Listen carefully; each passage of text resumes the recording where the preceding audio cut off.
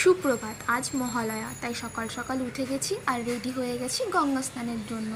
এই তো এইবার বাড়ির সবাই মিলে বেরিয়ে গেছি গঙ্গা স্নানের উদ্দেশ্যে। আমরা যাচ্ছি মুকুন্দনগর ঘাটে। আজ যেহেতু মহালয়া, তাই সবাই আজকে গঙ্গা স্নানের জন্য বেরোয়। তাই রাস্তায় আজ প্রচুর ভিড় ছিল, তাই আমাদের যেতেও অনেকটা দেরি হয়ে গেছে। কিন্তু আমরা যখন গিয়ে পৌঁছাই তখন আকাশ পুরো কালো, আর খানিকক্ষণের মধ্যেই না বৃষ্টি হতে চলেছে। আমরা যখন রাস্তা দিয়ে যাচ্ছিলাম দেখি রাস্তায় এত দোকান বসেছে, দেখে যেন মনে হচ্ছে এখানেই মেলা বসে গেছে।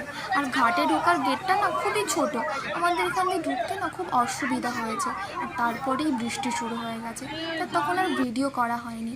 এরপর গঙ্গা স্নান করে নিয়ে আমরা গেছিলাম মন্দিরে পুজো দিতে।